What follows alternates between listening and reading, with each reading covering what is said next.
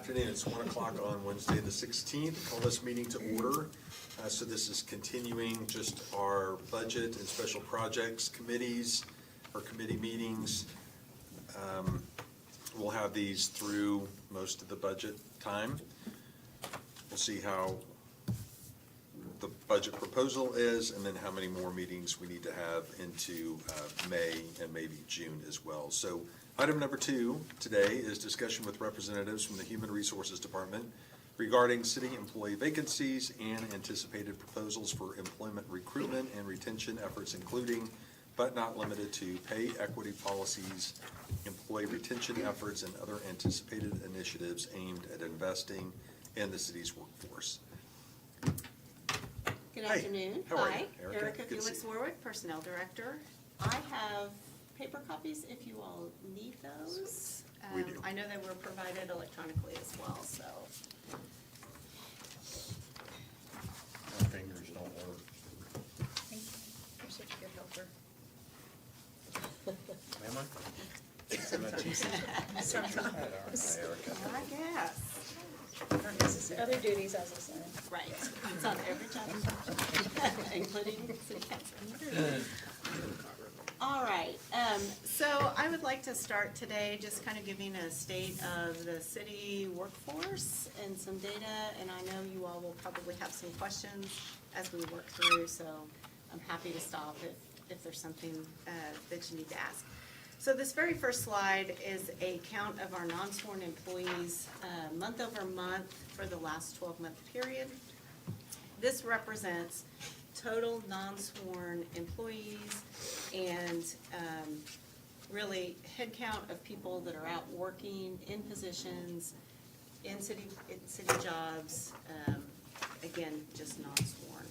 So these aren't positions, these aren't vacancies, these are really bodies working for the city. Over that 12-month period, we have had a net gain of 62 employees over that period of time. Kind of some low spots in May and June of 2024, and in April, we are seeing our high point for the 12-month period. So I think that tells us we're successful in some of our recruiting strategies. We're continuing to make headway in filling positions and having a net gain and more employees out actively working on the city's behalf. Is there a, would you have to rate the whole, or what do we do? Yes, it's always good in the proper form to, Raise the hand? yes, get recognized. I Yes. didn't No know, blurting. Because she had said questions, but, and this you may get into this a little bit later. Out of, can I have maybe a percentage of how many employees we have versus, how many employees we need?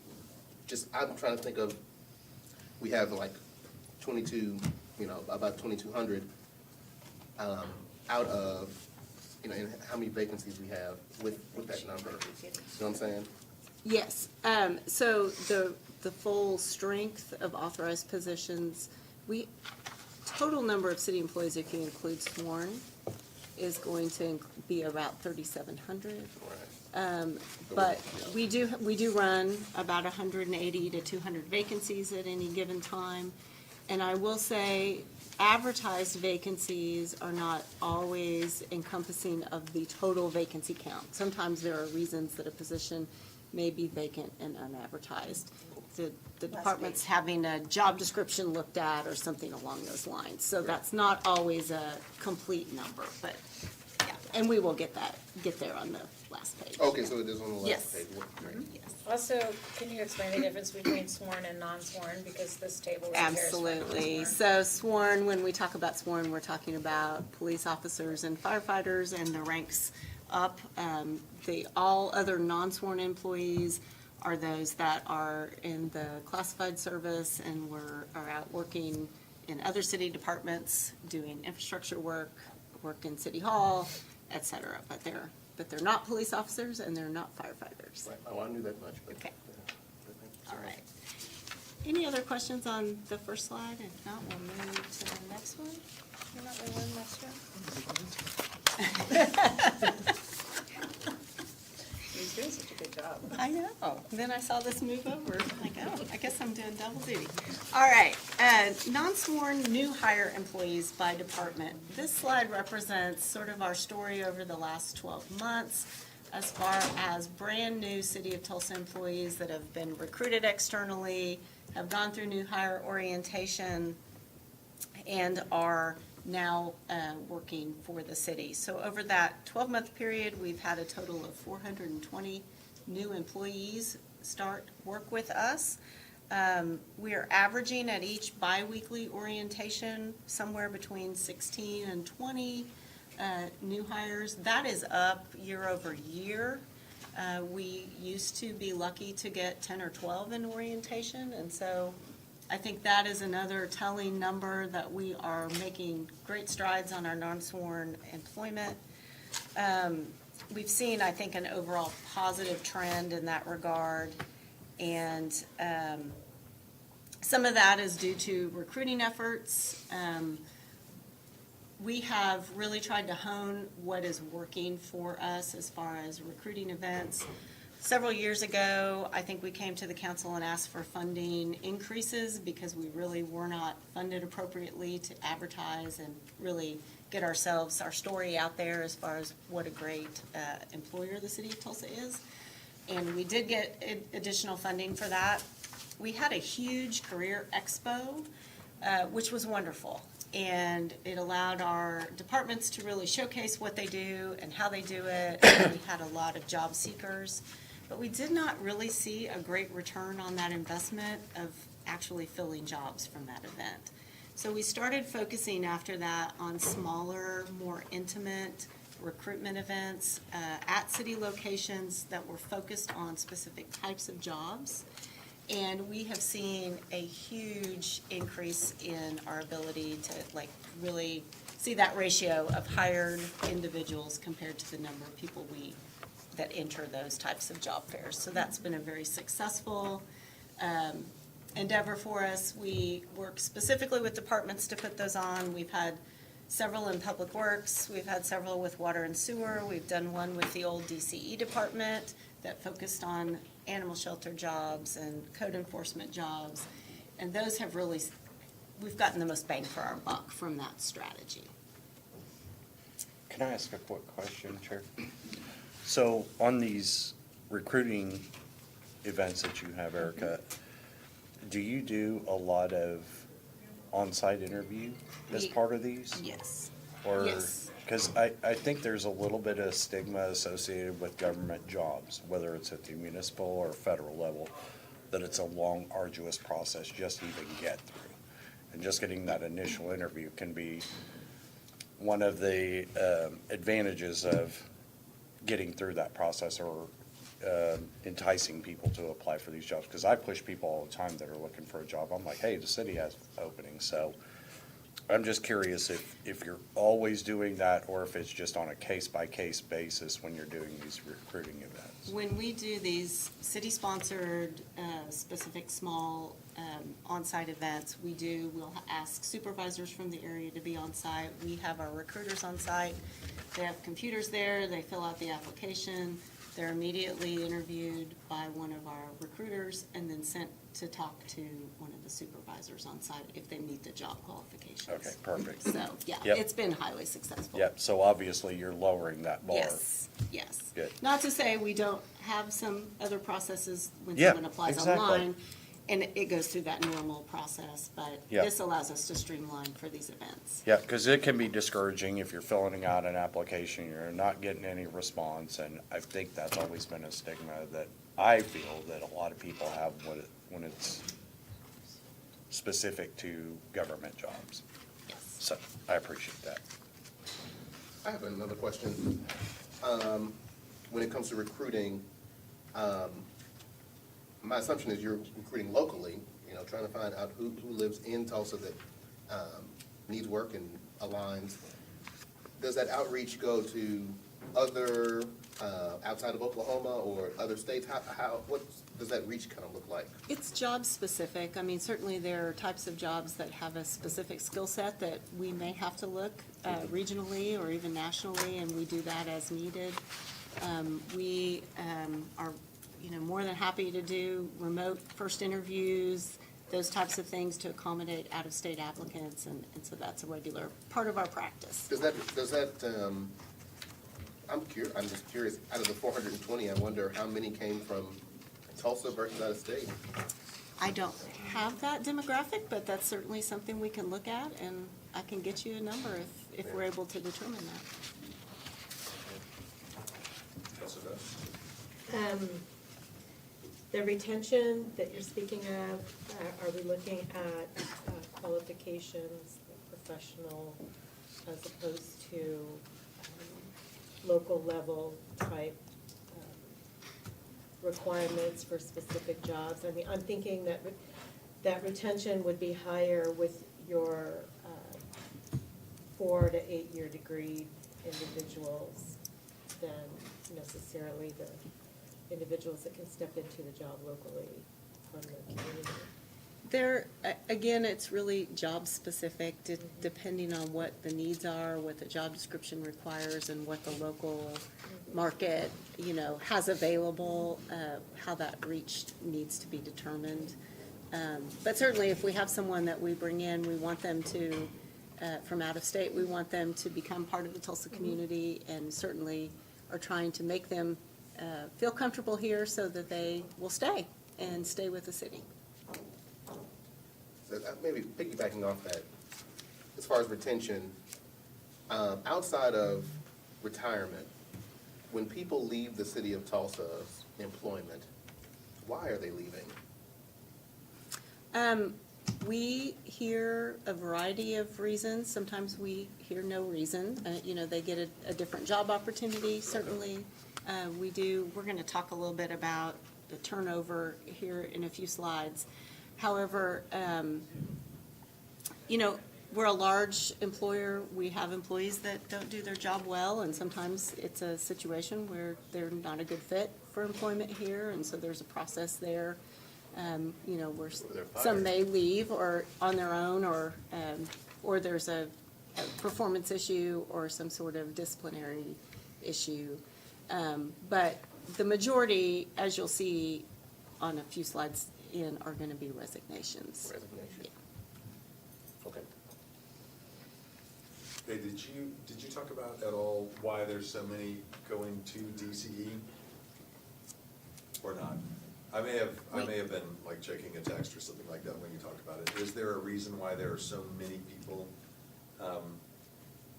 going that are new into DCE? They have a lot of entry-level type positions, and so there's probably for the animal shelter, there's a certain niche, or animal services, there's a certain niche type of person that we're looking for that is probably not a city employee that we're going to be bringing in through a promotional opportunity. So again, it's a job-specific situation. Code enforcement, we do sometimes get a retired police officer or someone from other city departments there, but most of those are external recruitments. Okay. So it's more the type of work that they do than anything specific to the department. Okay. All right, thank you. All right. So next slide. Now we're going to look at turnover rate by department over that 12-month period. So this is modifiable turnover, which does not include 3 types of terminations. It doesn't include death, it doesn't include a disability situation, or someone who's retired. So these are dismissals, resignations, probationary releases, somebody just didn't work out during that first year. Those are the types of terminations that we're looking at to come up with this statistic. The overall citywide turnover is 11% for these non-sworn groups. So you can see department by department, which groups are above that 11% average and which are below that. And so I think some of it is the type of work that they do. I mean, not all city jobs are, sunshine and roses. They're out there working in the trenches, literally, sometimes to in some bad conditions, and that's not for everyone. So some of it is that, you know, and there are other factors. Some positions are just quite, you know, they're hard. It's a hard job, and it's not for everyone. I do think this is the lowest our turnover rate has been, particularly in the water and sewer department, in the last 10 years. To have them be under 10% has really been, I think, a success story, we feel like. And I know that Eric Lee is very happy about that he feels like have made some cultural changes within their department that have helped him retain and recruit and get that driven down and their vacancies lower. So that's really a success story that we'll highlight here. Counselor Gilbert and then Doug. Sure. Just a real quick question. So I'm going through all these charts, and since we have Mr. Miller here, you have the city auditor and the city council office, but we're not listing the mayor's office. Yeah, it would, yeah, and exactly. It would have been 100%, so, yeah. Just notice that. So. Counselor Doug. Both other departments have other employees as well, so Yeah, that's. yeah, Right, Yes. right. I'm wondering if some of these percentages are also due to reorgs of the departments under Mayor Bynum and then the new mayor now, Mayor Nichols. And I know with the Department of City Experience, they got a lot more departments underneath. So I'm wondering how many of, like, I'm looking at that percentage for the Department of City Experience. So that's a combination of various departments that came under that umbrella now. So, and the water and sewer, I know, was also reorganized as their own. So the water and sewer and public works reorganization would not be reflected on this Okay. chart specifically because it was in July of 2023. Okay. So that one is not included, but as far as the DCE, I would have to look at the data to see when the people left that are reflected here.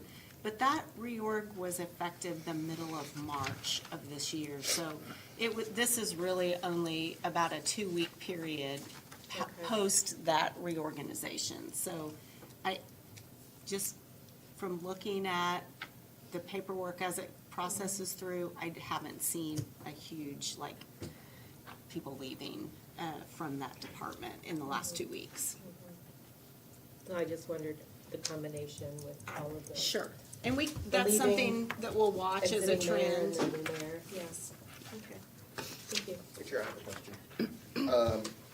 So back, when you think about the sworn officers, mental health is so important, supporting them.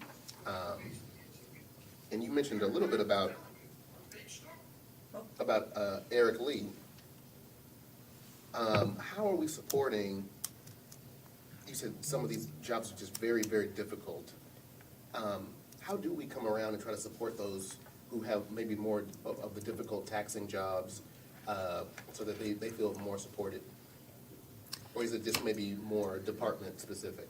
It is very department specific. Certainly HR, we try to build a culture that is very accepting and provides training opportunities and provides a career path for employees. But a lot of it is, employees don't spend the day with HR. They spend the day with their supervisor and their coworkers. And so I think the experience is very much dependent on how those departments are creating a culture that makes people want to come to work every day. And so that is something that I think we can always improve on and always make a little bit better. But in this particular example, Water and Sewer has done a very good job of kind of turning around from an area that we know their work is hard, but they've managed somehow to reduce vacancies and reduce that turnover rate at the same time. So that's a big success. Do employees get bonuses for referring maybe their friends and their friend applies and gets hired on? Non-sworn employees do not. Okay. There was a program in the police department, and I'm honestly unsure of its current status, if that is I don't still think that would ongoing. be good. That was maybe in a previous budget year. Okay, Yes. That was the $5,000 for that one class. okay. Okay. Any other questions Thanks, on Susan. turnover? All right, this slide represents our non-sworn retirements over the course of that same 12-month period by department. We've had a total of 59, and this is pretty normal, and I don't see anything out of the ordinary there. You know, we do have an aging workforce like most employers, so we are sort of gonna see a transitional period, you know, at any point. It's, the way our retirement system works, employees can retire either at the rule of 80, which is their age plus years of experience has to either equal 80 or 90, depending on when their start date, when they entered the retirement plan. Or it's an age qualifying, so it could either be age 62 or age 65 as a full retirement. So that we do see a lot of employees that stay beyond 62 or 65, you know, for whatever reason. So we know that there is a large group of employees that, while they haven't retired, they qualify, and so they could notify us at any time. And so we sort of watch that and track that with department heads so that they're aware of who we have in key positions, who, you know, might be able to leave at any point, so that we're thinking about some succession planning there.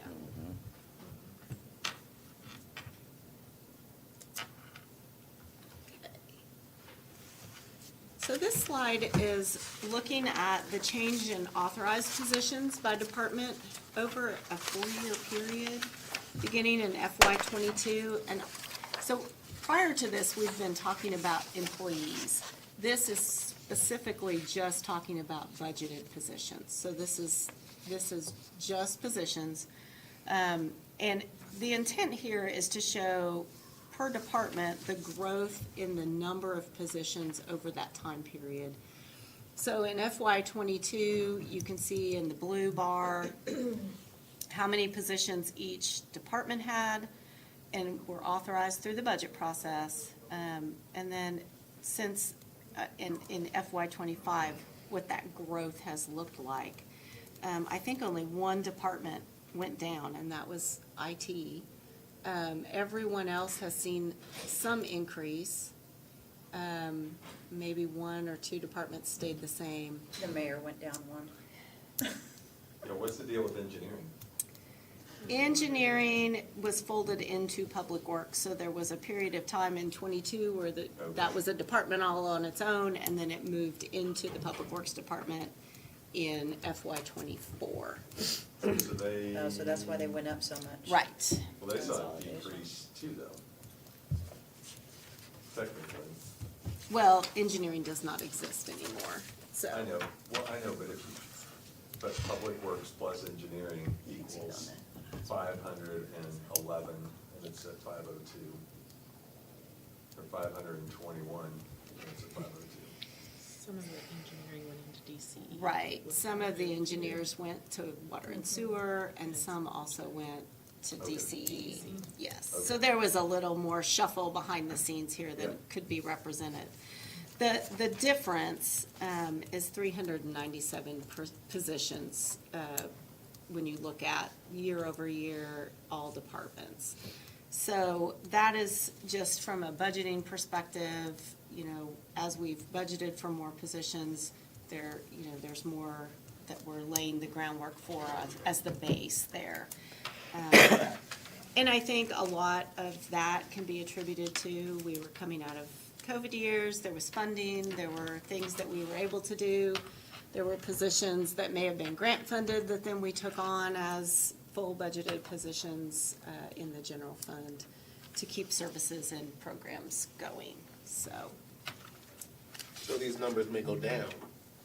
Is that what, if that funding is not renewed? That, I mean, that's a budgeting question, and that depends on what is presented to you all for approval in the next year's budget. So this is just kind of the state of where things are and the history there, just to lay that.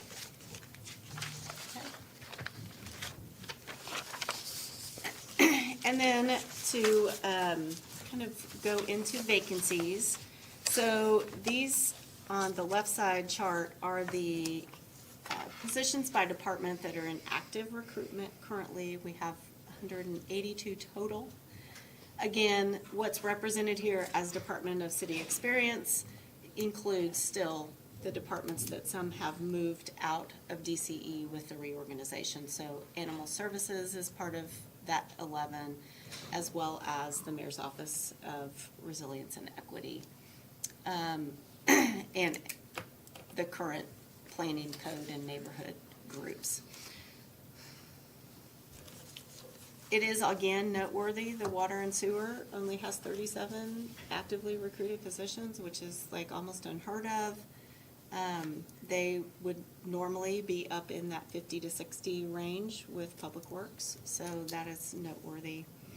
As we are kind of looking at where we still struggle, hard to fill positions in the graph on the right. Our accounting, professional positions in finance continue to be a struggle, as Christine would nod her head in agreement, I'm sure. Certainly engineers, those professional type positions in that technical realm.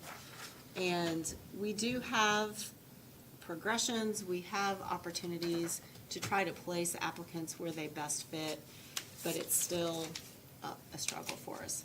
Erica, what are those last two on the right? Yes, so the streets and stormwater operators and the water wastewater operators, Okay. those are those employees that are out in crews in streets and in water and wastewater that operate heavy equipment. They're again very highly skilled, they have to have very specific skill sets, maintain their CDLA. There are a lot of requirements on those jobs, and they are most easily filled by us by promoting internally from within. So taking someone that we hire in an entry-level position and giving them the skills through training and progression opportunities. And we have had probably more turnover at those higher levels with people retiring. So we're in a gap right now where we're waiting to have enough trained people to Sure. promote. You know, it just takes time and it takes skill development.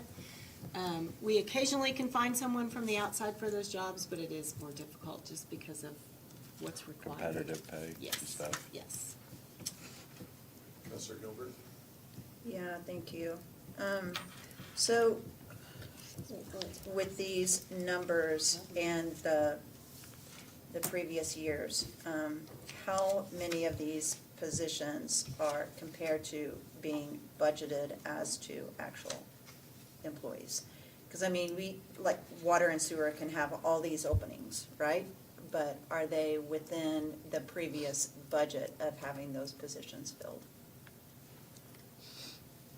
So I'm not sure I 100% track. So are we filling the positions that we're creating and budgeting? Yeah, so let's say that, and I'll use the council office for example. So we might have 3 or 4 positions that need to be filled, right?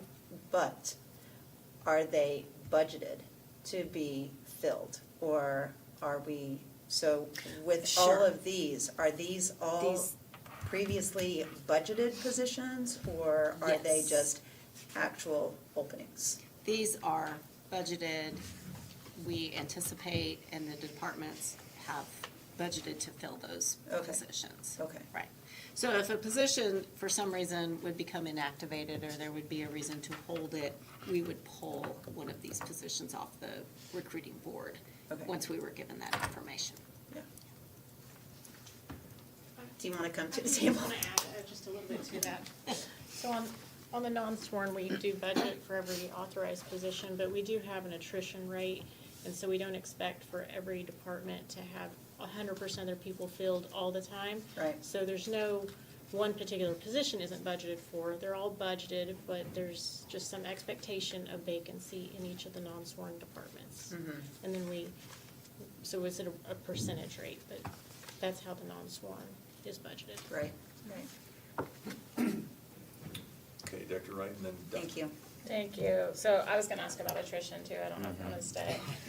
I think a few years ago, there was some sort of cataloging or analysis done of certain departments. I think legal was one of them where there was gonna be a big class of attrition and like what the rate of replacement would need to be. Is that information that you can provide to us? I mean, I think obviously, it- some of these departments might have younger workers versus more seasoned. I mean, I have seen at one time a report from HR that shows like when someone could retire, but when they could retire and when they actually choose to retire would be different. We don't apply a different attrition rate for different departments. We haven't gotten into that level of detail. I think for some departments, that can just really swing quite a bit based on a couple of people's decisions. We can run reports as to how many people in each department are eligible to retire. Sure. Like they could walk out tomorrow. Because I'm just looking at some of these, right, I don't know what the positions in municipal court are, but some of these positions, to your point earlier, take high amounts of training, experience, certifications, right? So an attorney's got a set length of education they have to achieve and licensing and everything else versus somebody who might just get hired and then go through our training. So I guess I'm asking, like, with these open positions, I see hard to fill. I think all of these probably fall under like certifications and training and apprenticeships and things. But even in this, over on this side, I would think that legal or some of these other positions, maybe finance, I don't know if they need to have a CPA or like, those are some of the barriers, but that, like, what is making it hard to replace the ones who are retiring? And is it, you know, this, Sometimes it is the market, and, you know, that's where we're trying to work with our job descriptions to make sure that we have qualifications set where they need to be and they're not overinflated so that we're not competing against a higher, you know, wage that it's not realistic.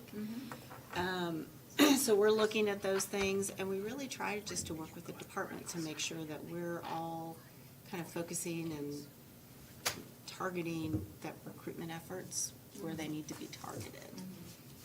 but we're watching for retirees who are leaving, who might have all these certifications and education. When you Yes. say watching for them, what specifically do you mean from, like, Well, I'm are we, saying, like, if planning one of to, the like- lead attorneys that's been in the legal department for 30 years decides to retire, that's gonna be a different kind of recruitment strategy for replacement than someone who needs to come into communications. And many times, departments know those are Yeah. potentially coming, and so they know kind of, okay, here's what our bench strength is. Do we have someone who has that skill set internally, who's ready To promote. and take that step?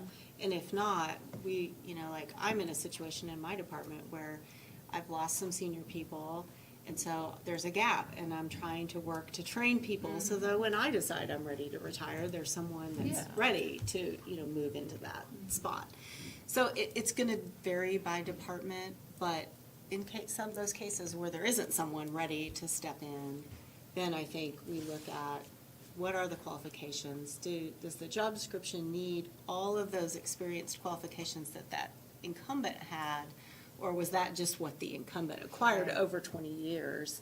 And can we dial that down and/or make changes strategically so that we're in a better place for recruiting? Counselor Thornton and then Trish. So, I was interested in the attrition rate as well, and how that was attributed, and so thank you, Counselor Dr. Wright, for these questions. I was looking online, so we have the City of Tulsa internal auditing information, and it's dated 2020. Is that something that's gonna be updated, because it would have to do with the conversation that we're having today? As far as employees and retention and. So, That was a specific study, I think, that they did back in 2020 that had to do with. Pay and staffing analysis. Yeah, staffing analysis, and we were involved in that, but I think there's been so much change in the environment and as far as just, you know, what jobs, how jobs are working, technology, different things that I think that's probably something that is not really as relevant today as it was at that time.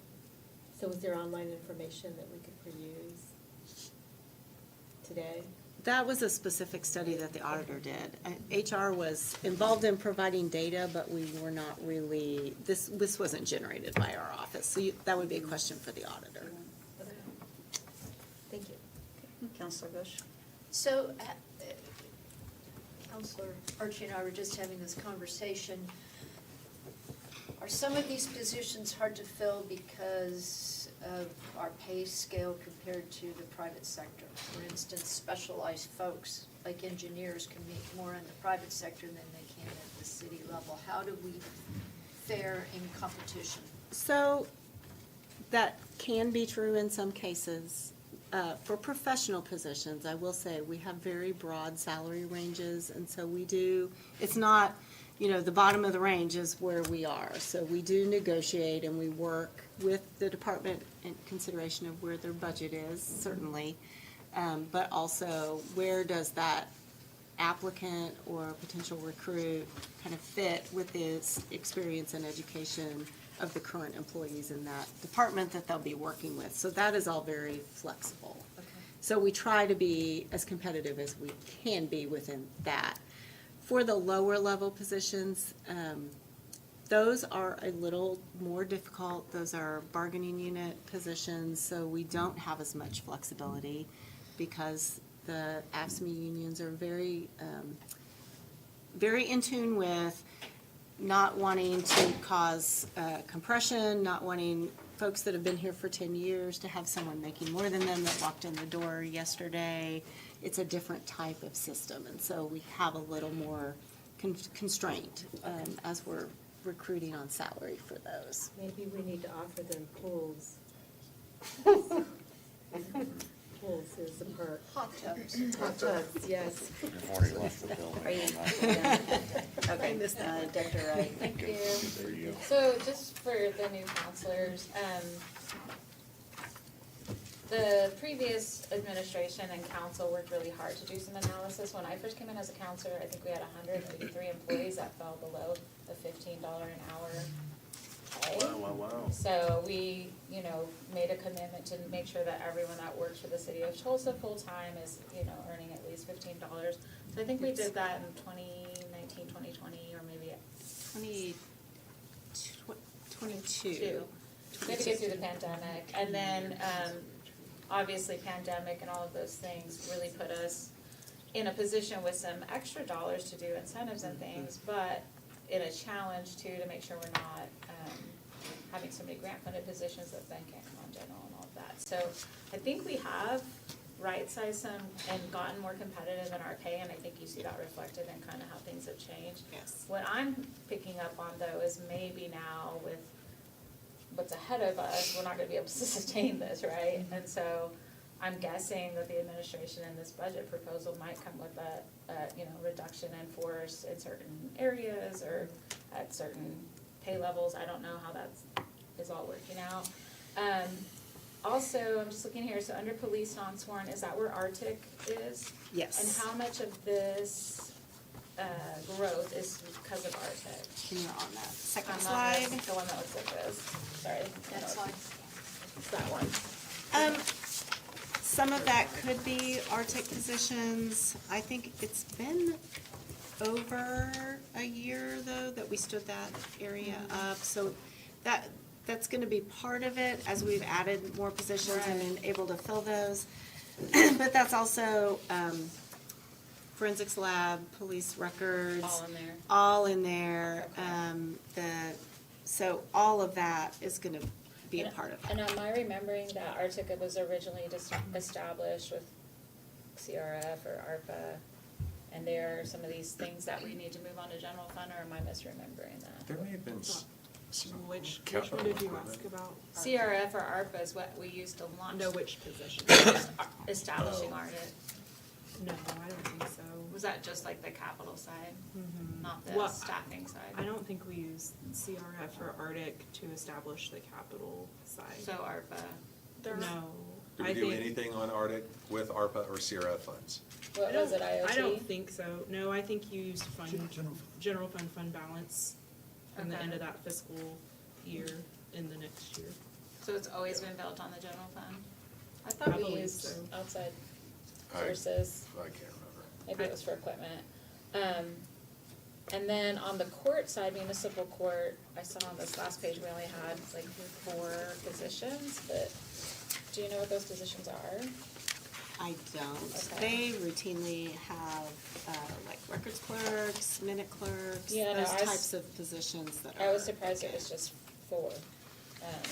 I thought it might be higher because of the initiatives through fines and fees that we've launched. So, They I don't- could've- are they fully staffed through all that? Those are the fines and fees positions, those were probably listed a couple years ago. And so it's just, I think it's the turnover of those positions. We just have So, 4 open right now. Yeah, Yeah, Yeah. but are all those, Could have had 8 open yesterday. yes, yeah. but are all those new positions we created in the general fund? Or are No. those still things that we're working to bring There's over? about $900,000 Through, of positions of efforts of ongoing costs that would need to be either included in a future budget. This year is not the year, it's the halfway through the next year, I think. right. I know Trying to there's put in a, the planning year. yeah, I know there's an going inventory forward for the somewhere. Programs that work. I think it might be helpful if we had like open positions. How many of those are gonna be grant funded versus grant funded positions that we have to move over onto the general fund? Yeah, we need that for Like sure. another table. I think we have that, Both of those, I know we have the one with the grants that need to move over. the grants, yeah. But how many of these positions have grant funding to hire? I think that would be the same, we have all of the grant-funded positions on a table. So Okay. whether they're actively listed or So some could be not, open, they though. should be all on that. Or And it sunsetting? would change daily. Yeah. It would. Which Yeah. ones are filled to change daily. Sure. But we do try, when we post grant-funded positions, we note them as grant-funded because there's obviously, Sure. people need to know that kind I of think- transparency going I think in. we need to know that. But we may be information. able to do a search what- yeah, on what the pos- advertised ones based Yeah. on just that grant wording in the title. How many But we open already have it, right? Yes, the small budget group has them. Right, but we don't know how many are unfilled, that's the question I have. How many grant-funded positions are sitting unfilled versus grant-funded positions that are filled that we are, either have to sunset or move on to a general fund budget in Well- a year where they're trying to cut?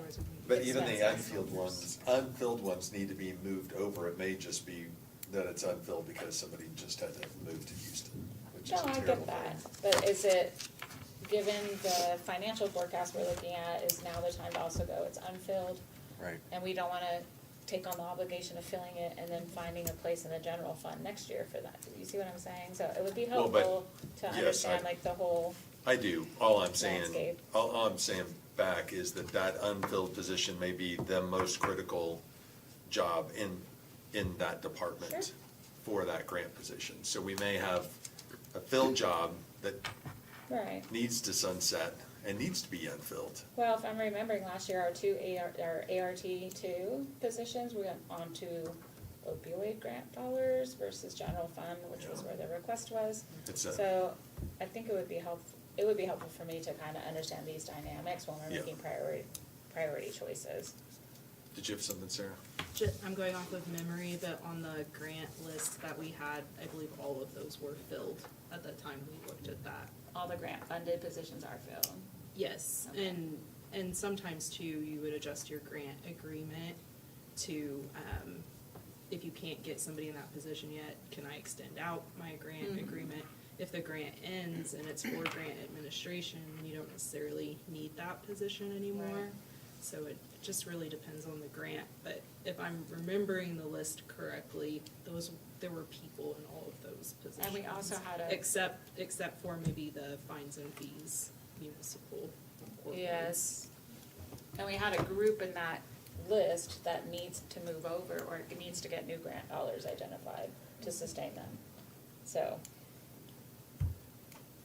those of us in the small budget group get a lot more information than our friends who are not in the small budget group, but we all have to That make a is good decision information. together. So I just Yep. am saying, let's all get the same information. Yep. What are you saying, share those emails? It's not emails. I It's, I do send out Yeah. emails, so. Everybody You does have do?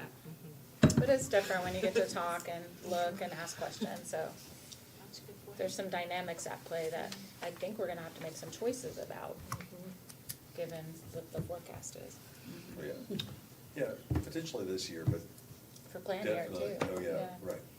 Sure. I think my question's pretty simplistic. Of the number of unfilled positions, how many of those have been unfilled year over year? Budgeted? Oh, I would have to go back and look. I know the plumber that's listed as one of the harder filled has been there for over 18 months. That one I was like, how is this possible? But I would have to go back and really kind of do some counting on that question, but I can get. So that could be potentially a budget shift, you know, in some way, shape, or form, where some of these regs are no longer needed. Does that sound right?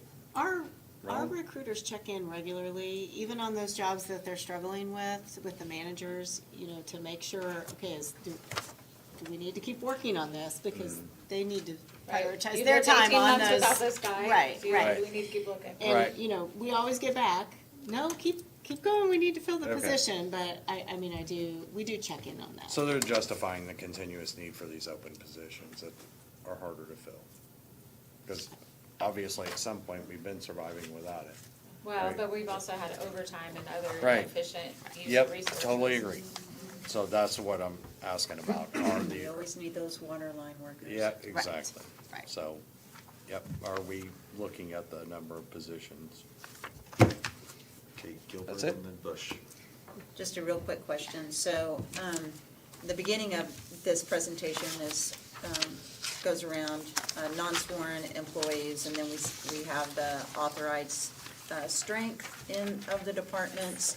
This last page where it shows police and fire, these are all non-sworn. Non-sworn. Okay. Yes. Because, I mean, it doesn't really give that information, so I just wanted to Yes. make sure The that. process is, obviously for police and fire, our role in HR is facilitating the testing and Right, sort of right, those, right. but we don't do the active recruitment, and so we Right. have a lot less But- information on. Right, so those. looking at this, I see that fire just has 2 open positions, but yet we have an academy.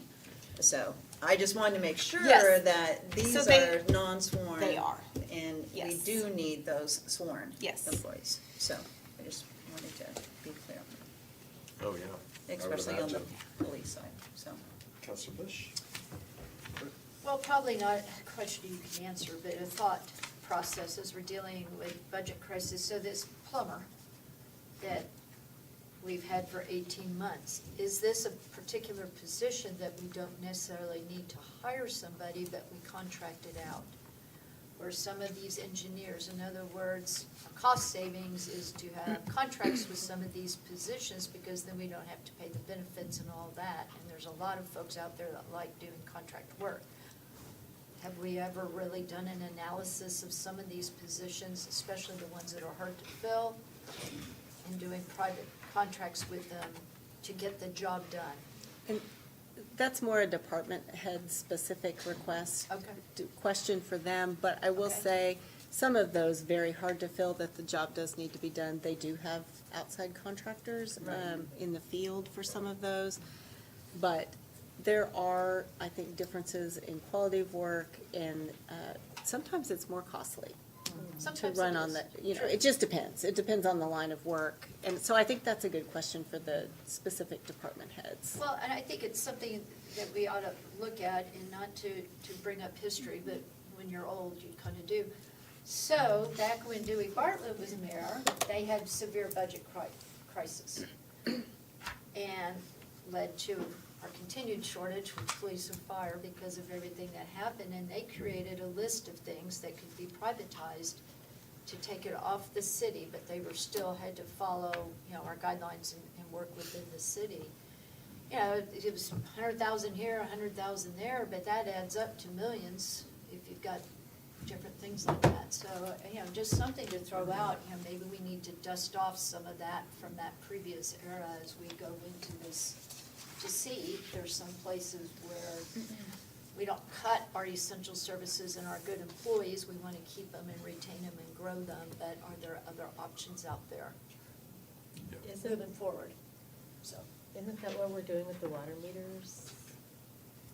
When we Mm. contracted that work out, but we didn't utilize. Oh, we contracted the installation. Yeah, of the it. installation, right. but we Yeah, didn't but- use our It's like- city availability, and it's contracted out of Kansas, correct? I don't know where it's contracted. If it's like building a road to, you know, Yeah. Yeah. Right. so many other Exactly. things that we, Can look at. yeah, just don't have the expertise in. We have expertise in certain elements of constructing a road, but the construction is not that element. Correct. Yeah. Okay. Thanks. To your point, when I was chair in 2022, we had a security request and we did an analysis on continuing to contract our city security personnel the way we had, or bringing a certain higher percentage in-house. And doing that analysis, we did decide to bring them in-house because it actually ended up being like $250,000 in savings, Savings. but also a higher retention rate because now you have civil service versus contractors. So I think Yeah. it's smart to kind of do the if model Sure. if we switch, but it sounds like that would be for department heads to maybe be encouraged or asked to do. Going back to Counselor Gilbert's question about sworn and non-sworn, just again, because some of us get to have these smart people at our disposal for an hour and a half. On the non-sworn side, I'm here for you whenever you. Huh? What? What'd you say? You said I'm here for you whenever you need She's me. smart. Oh, I'm just, so the four of us on small budget committee get to talk to our department heads about these things. And I know that you all don't. So on the sworn side, right now we're budgeting for one academy a year on fire, which is how many, 60, 70? Fire? Like 24 or Yeah. something. Oh, 24 new firefighters a year, once a year, and then 90 new police officers, 3 academies a year. And I think we're still doing that, and it's funded out of the public safety tax. That all said, right now, fire has been filling their classes to capacity, police haven't, but in our budget, we are still budgeting as if we could potentially hire those new 90. So just for your awareness on the budget side. And so when we're talking about overtime and things, we were talking about like how, you know, So 3 a year, so like, best case scenario, 270 police officers no, potentially? 90. Oh, 30, 90. Oh, 3 30, classes of okay. 30. I Okay, don't three think classes we've of been 30. filling those for some time, Okay. but we're still budgeting as if we're gonna have the academy and it's not just train them, it's hire them, right? So our budget shows that it's 90, and so we've been having conversations around overtime, and I don't know if we're gonna bring that to a 1 o'clock, so just have an update for the full group, but. I think we still have a lot of Yeah. understanding to do Yeah, first. so just for those of you who are new to our table or haven't had a chance to really dig in deep, those are the conversations we're having. And Sarah does send an email The with, emails. I wanna- with the attachments, but it's, also in the reading, SharePoint, you know, if you would attachments like isn't to the read same thing it. as getting to ask your Yeah. question. Right. But to add to that, so Yeah. the public safety tax is a different budget than the general fund. It's not, Right, yeah, Yeah. so, but in overall staffing and yes. dollars and how we're affording all of these, you know, services we have to provide, and how we're paying for it all. And some of it's grant funded and some of it's a general fund. And I think this year when we talk about budget, conservation, we're really talking about general fund budget, so. It'll be interesting to see like how we get to June. Yeah, sorry, this is an ignorant question as a newbie. No, you're learning. I'm still here, so maybe I can Okay, answer. The smart one. the smart one, let me go to the smart one. No, again, at the state, there was like, you had the cutouts that were already funded, and so we were responsible for the appropriation amount, not this other stuff. Do we have that at the city level? Is that how this budget works? We're ultimately responsible for the whole budget, The the whole whole budget? There are no carve-outs? billion. Well, you don't call them carve-outs. Right. We spend the vast majority of our time focused in on the general fund. General The fund. general fund. Yeah, Thank yeah, you. which is gonna be, what, $400 and something million. Thank you. That's what I was trying to understand. But I think So we're about always looking at 40 sustainability too, just across everything that we're doing, whether it's, Yeah, but we'll be asked to make some percentage change to water and sewer rates, plus or minus. And that affects the other significant portion of the budget, the enterprise funds that are out there and other things that make up the full $1 billion-plus budget. I was gonna say, so the general fund makes up what percentage of the? 43%. 43%, thank you. Is that close enough? Are we, well, it gets more complicated if we're talking about operating capital, but Just in a large portion, yes, yeah. Got it. Okay, I was just for, Yeah. Okay, any other questions? Comment? Okay, thank you. Thank you. We're adjourned. Thank you, Bo.